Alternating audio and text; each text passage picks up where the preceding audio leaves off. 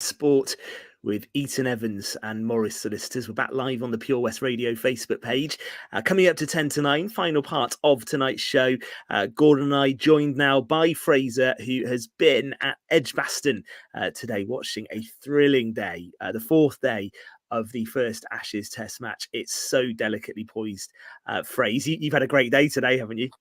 Yes, I've seen captivating insanity at its best, I think, Ben, from the very first ball where Joe Root tried to reverse scoop Pat Cummins back over his head and missed it. We were all in disbelief.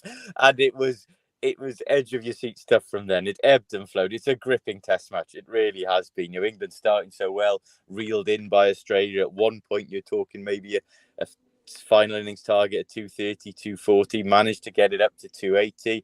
Then Australia starting so well, it looked to be running away from England, didn't it? Warner and Khawaja putting on 60 odd, and then that Stuart Broad burst at the end, as only Stuart Broad can. Atmosphere electric, 107 for 3, so well poised for tomorrow. If it wouldn't have got me in trouble, I would have stayed up and gone to bed. But unfortunately, I'm on the way back and I thought of it. No, we joke a lot about this baseball stuff, don't we? And this concept and phenomenon. It's been really gripping. It has ebbed and flowed, this test match, and it's right in the balance going tomorrow. It's tremendous stuff. It needed, didn't it, a Stuart Broad spell, I think, to make everyone. And I was just watching it thinking, if we could just knock one more over tonight, Edgbaston will go nuclear, I think. Nearly happened as well. 174 runs for Australia or 7 wickets for England. Where would you be hedging your bets, Fraser, going into tomorrow? Pitch is still playing well, and with Khawaja, their normal circumstances, I may have fancied Australia. If the weather forecast holds true tomorrow, we're not going to see much play before lunchtime. If there is rain about and they come out in the afternoon, it's still gloomy and there's obviously moisture around and wet outfield, then that could play into England's hands. So if that forecast rings true, I actually fancy England from there. But I think, it's an obvious phrase, but I think Khawaja is a pivotal wicket. They get him early and they should go on and win. Having said that, Australia got a dangerous middle order there with Travis Head, Cameron Green, Carey, so it's very much in the balance. But I think if those conditions ring true, England could then go favourites. Gordy seems okay. I don't think he's been in the Hollies stand today. I think we believe him that he's working. No, he definitely hasn't been working. Don't worry about that. In hindsight, Fraser, did you think England declared too early in the first innings? Do you think they should have just batted it out? I know in hindsight it's easy to say that, but they felt confident enough to take the Aussies on. I mean, personally, yes, I thought so at the time. Good. I thought Joe Root and Ollie Robinson were in no trouble. They had a chance to go past 400, even towards 450, the way it was looking. I understand why it was done. And look, we'll say this, baseball has had its detractors. I've been one of them at times, but they've kept producing and they've kept performing. And if they win this game, because of it, then you can't fault it. At the time, that was my instinct, Gordon. I thought they had. And in hindsight, I still think they have. But, should they go on to win, as it'll go down. This is exactly how England play now. They play on the edge, don't they? It's either win or lose. It's as simple as that. I personally think they're going to do it tomorrow. I agree what you've just said, Gordon. Yeah, it is win or lose. I think that's actually baseball in a nutshell. Really, I think what Stokes does is he takes the draw out of the equation, so he's not interested in drawing. It's either win or lose, and you can apply that. What that doesn't mean is you have to make stupid declarations, though. And that's why I don't necessarily think baseball and the declaration are necessarily linked. I think we call it for what it was. It was a silly declaration, whether it's baseball or Jeffrey Boycott opening the batting. Like, he's left runs out there, hasn't he? And as a result, it's going to be closer tomorrow than maybe it could have been. But by eliminating the draw, it also dangles the carrot for Australia to try and get it. So it's really finely poised. It is really good. I think it was a mistake. I thought so at the time as well, because when you've got Joe Root ticking along on 118 not out, you let him go on, don't you? I mean, yes, that like I thought so at the time. I mean, Gordon has said there as well about the declaration and the attacking play, also the field setting as well. I don't know if it came across on television. The last half an hour, 40 minutes today, they all came in, and it was almost last over 1 wicket needed to win a test match stuff. The way they're saying, and they were saying to Australia, hit through us, hit 4, whatever. We're going for wickets, So a result, you can have as much rain as you want, even if you only have an hour or two's play tomorrow. I think a result will still happen. It actually reminded me of going back to the 70s and 80s, Fraser. Australia and England constantly did that sort of thing. I don't know whether it's a mind thing, but there'd be a 10 men round the batsman and left the whole field open, but they were that confident of getting a wicket. It's not often you see the England skipper go under the lid either with the helmet on. I think Alistair Cook used to do it from time to time, but Stokes was right in there, wasn't he, in the thick of the action, trying to force a wicket, really. So it's so Gordon, I think you're saying England will do it tomorrow. They'll get those. I've just got a home advantage, and as Fraser said, the weather has an important bearing tomorrow. If it is a bit wet tomorrow morning and they come out in the afternoon, that will favour England. So what do you think, mate? I will go with England, especially with that forecast. And with the crowd behind them as well, Ben. You know what it's like. Yeah, I think with the forecast being as it is, I think you want Moeen to be able to bowl a bit, maybe, and he might not be able to, so we might see Root do a bit. So I'm going to go England. I still don't think it vindicates the declaration, but I'm going to go England to take those wickets tomorrow, and it will be some finish. Tell you what, there was plenty of runs in Pembrokeshire on Saturday, wasn't there? Sun was shining, was it, and a good place to be batting. But there was some big results, weren't there?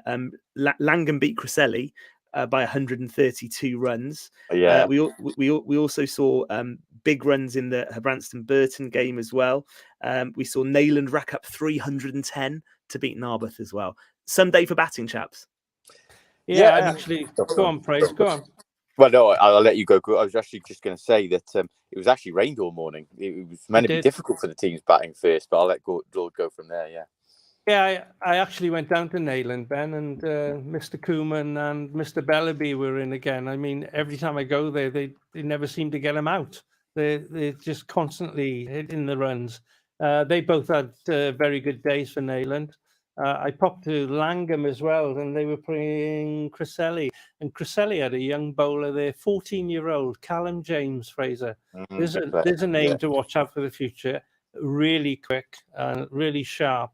And the other end, they had Charlie Arthur, who was 16. So Criselli is starting to bring in some younger players now with their experience, like Snowy as well. So interesting days ahead for Criselli. Not quite there now, but I think in the future they will be. Sure. Yeah, and the table, chaps. I don't know if you want to comment, but Neyland lead the way still, but only 12 points clear now of Carew, who are second. Neyland 142, Carew 130, and then St Ishmael's up to third, 111, and we're at the halfway point now, aren't we? As well. Yeah, possibly a significant day. Actually, Neyland have really hit their stride in the last couple of weeks to score 310, even in this day and age of baseball influence in local cricket at increased rates. To score 310 is a huge amount. And unfortunately, in terms of the title race, Carew losing some ground there by losing to Lawrenny. They were neck and neck with Neyland, literally on points going into today. So it's going to be difficult now for the teams behind Neyland to hang on to their coattails if they hit this momentum and hit this form. But Burton, delighted for them. They've had a tough season so far. They've given themselves a lifeline. So well done to them as well. Yeah, and also Tish as well, Fraser. Johnny Paulet had one of his swashbuckling centuries, mate, and they're playing Neyland this coming Saturday down there. So who knows what will happen? And as you know, Gord, Johnny Paulet is one of the best cricketers in the county when his head is on and he's performing. Mate. And he's destructive. Yeah, indeed. Oh, I think actually we may well have just lost Fraser. He's talking to us him there, as he travels back, but I think he actually made his point perfectly there as well. We don't get Fraser back before we finish. I think we got the gist, and it sounded someday at Edgbaston as well for him. England go 4 up, by the way. Bukayo Saka's just scored a cracker, so England 4-0 up against North Macedonia. So that's job done. I think very much for England. I'm sure we'll see some changes now as the second half goes Wales on. Holding on to a 0-0, are we? They're back underway in Turkey, and that's 0-0. But Wales, obviously, with 10 men. If you've missed that, Joe Morrell sent off. Republic of Ireland still 0-0 at home to Gibraltar as well. So they'll be looking for a breakthrough in that game because that would be some upset. And Armenia, by the way, who beat Wales in Cardiff, they got another win today in Group D as well. Armenia beat Latvia 2-1. So they've had an excellent couple of games in that group. 6 points in 2 games. That's excellent for them. Yeah, and it does mean there is a bit of pressure on Rob Page and Wales now to at least get that draw, I think, in Turkey. Otherwise, 100%.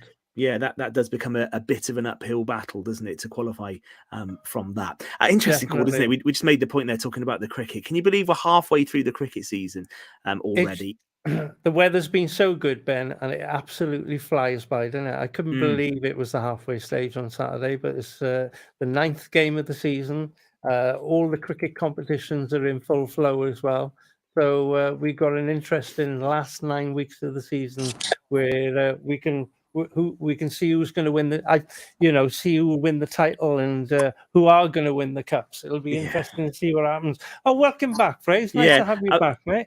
Welcome back, Fraser. There's a problem I don't have often in Wales. My iPhone overheated. It's one of those days and it's one of those nights. Listen, we are going to have to leave it there, I'm afraid, because we are pretty much out of time this Monday evening. Let's hope for a really exciting finish to that test match tomorrow. England going for those 7 wickets against Australia. Fraser, you have a safe journey back. You look like you've had a busy day working at Edgbaston, so take it steady driving back. Go carefully. It's tough at the top, boys. It certainly is. Gordon, thank you. Enjoy. Never been there, Fraser. Don't forget. We find out tomorrow afternoon who Haverfordwest play in the Europa Conference League.